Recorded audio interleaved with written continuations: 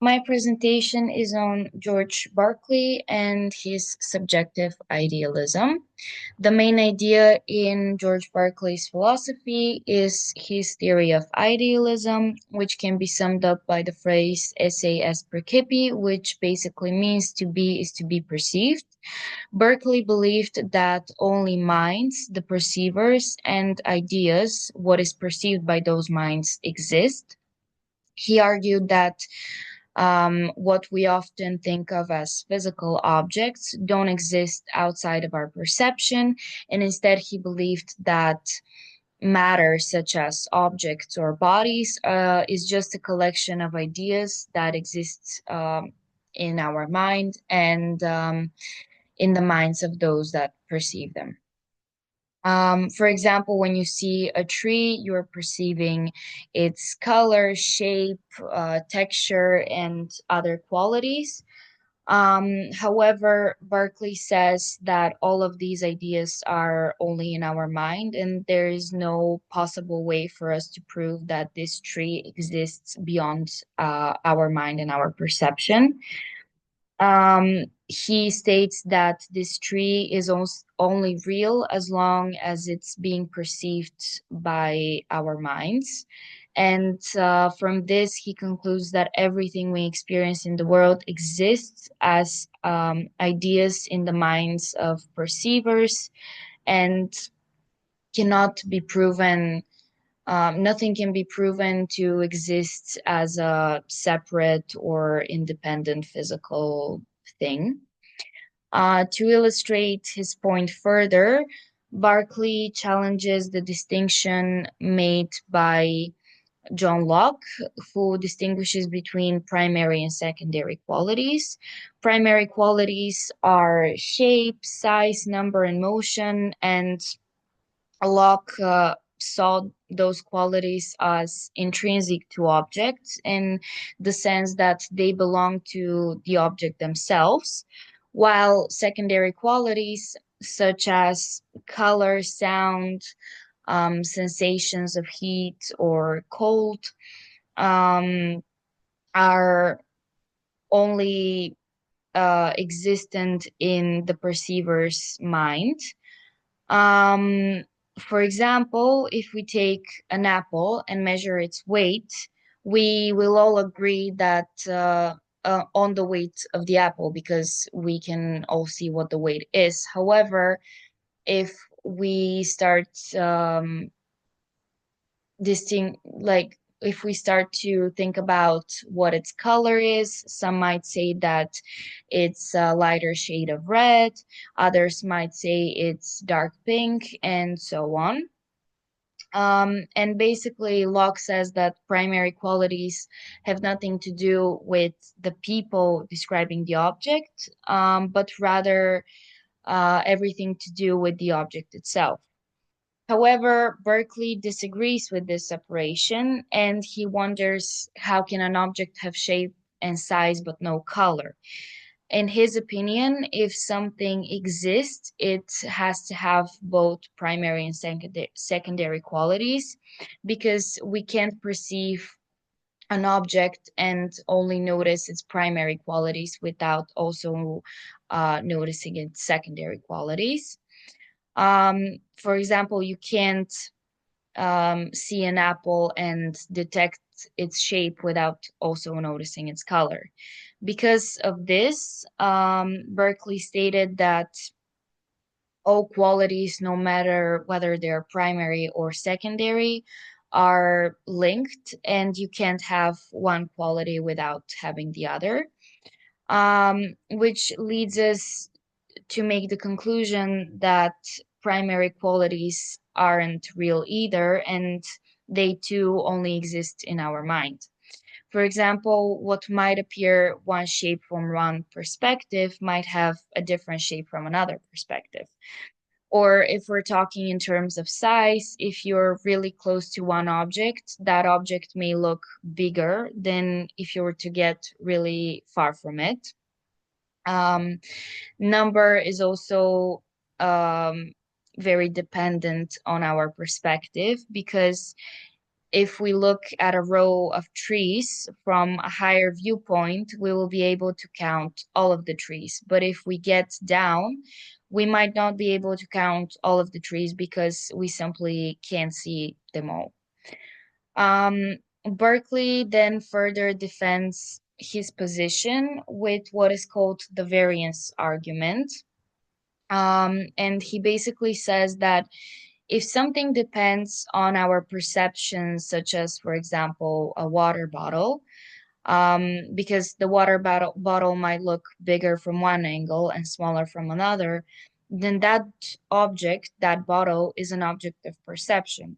And because objects of perception are what we perceive, those are things that exist in our minds. So, with this, we can conclude that the bottle of water exists in our minds. And Berkeley says that we have no reason to believe that those objects of perception exist anywhere else outside of our minds.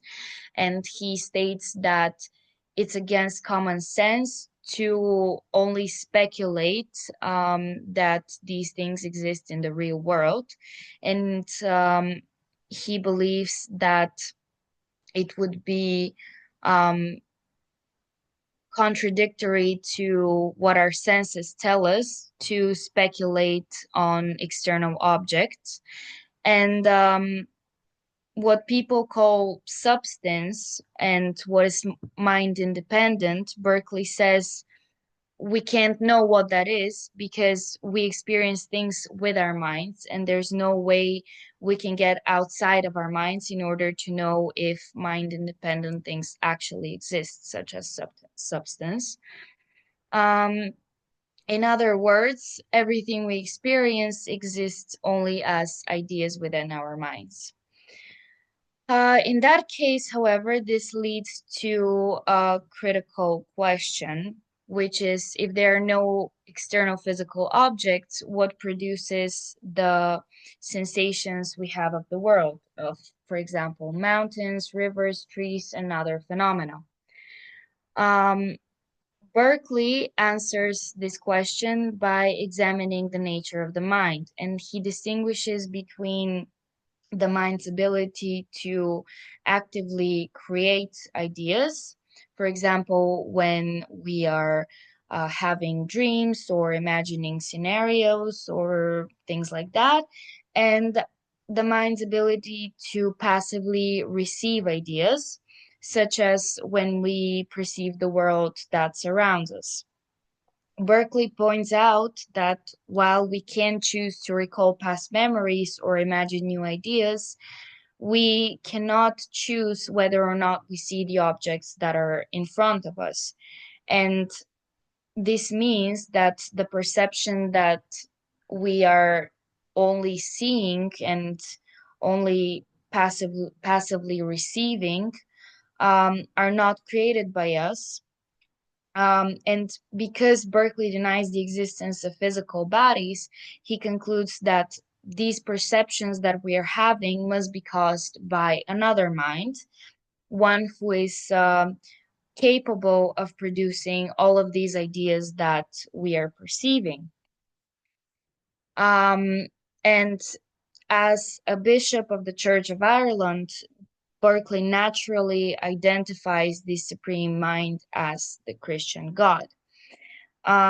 Because Berkeley sees God as being infinitely wise, good, and powerful, he believes that he's able to produce all of these ideas that seem more real than those that we are able to imagine ourselves. And this is also how he makes the distinction between reality in our dreams, hallucinations, and our thoughts, because reality is much more regular, vivid, and consistent because it is created by God. But our ideas that are created by us are not as real or vivid because um, they're produced when we are dreaming, hallucinating, or reminiscing. One of the most one of the most significant criticisms that Berkeley's theory gets is what happens to objects when no one perceives them? Do they vanish? Berkeley addresses this criticism by emphasizing the role of God.